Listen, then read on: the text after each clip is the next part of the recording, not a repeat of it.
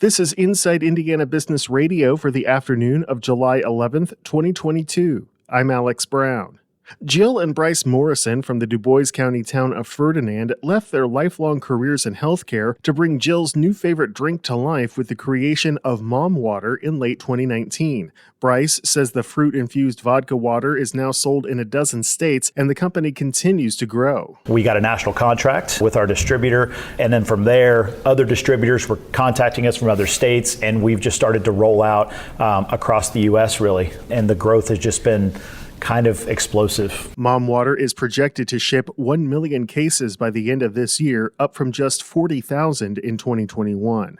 Fort Wayne-based Steel Dynamics is making a commitment to Electric Works, the mixed-use district now under development. The steel producer says it will lease office and collaboration space in Building 19, primarily for its steel fabrication business, New Millennium Building Systems, and create up to 30 jobs. Indianapolis-based Parker Technology has closed on a $2.2 million seed round that it says will help the software and services company scale operations. The technology is used by parking garages to provide customer support at automated payment kiosks.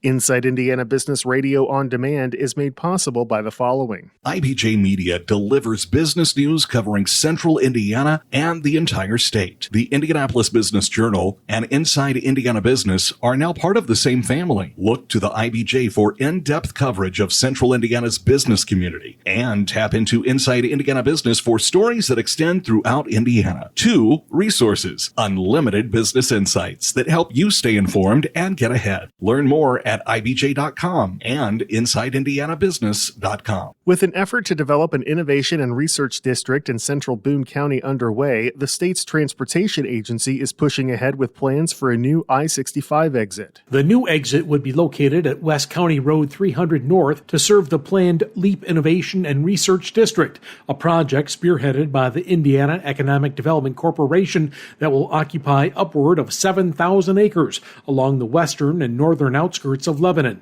The district's northern section, which will be anchored by a $2.1 billion advanced manufacturing project by Eli Lilly and Company announced in May, will extend as far out as West County Road 450 North. INDOT last month notified local and state officials, as well as a handful of outside organizations, that it is proceeding with improvements to the I-65 corridor. In its notification letter, the agency said the project is being driven by the Innovation District and continued growth in Boone County. INDOT is also planning improvements to the existing interchange at I-65 and US 52, just south of the proposed new interchange. While financial details have not yet been made public, the project is expected to be paid for by the Federal Highway Administration. Wes Mills, Inside Indiana Business Radio. Landmark Columbus Foundation has announced plans for a new fellowship in the 2022-23 cycle of Exhibit Columbus. Through the University Design Research Fellowship Competition, the foundation says more than $70,000 will be awarded to full-time university and college professors from any area of design, architecture, art, and landscape architecture to participate in Exhibit Columbus. According to the foundation, professors whose work involves, quote, community-based urban design projects and the current challenges of activating downtown can apply for up to $10,000. Winners will be notified in September.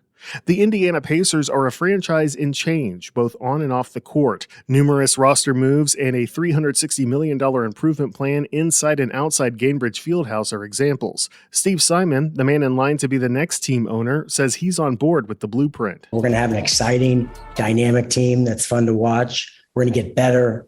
And we're convicted to build a really good, competitive, knock on wood, championship caliber team. And I think we got some great young talent and some great veterans. And, the great thing is the fans deserve a winner, right? And that's our job, is to give them that. He says the social and economic importance of Pacers sports and entertainment, which includes the Indiana Fever and Pacers Gaming, is very much on his radar, pointing to the planned Bicentennial Unity Plaza outside Gainbridge Fieldhouse and the 2024 NBA All-Star Weekend as prime examples. You can hear more from Simon in this week's Business and Beyond podcast with Gary Dick, presented by PNC, a weekly conversation with high-profile Hoosiers in business, sports and entertainment, and beyond. Available now from your favorite podcast provider. I'm Alex Brown for Inside Indiana Business Radio on Demand.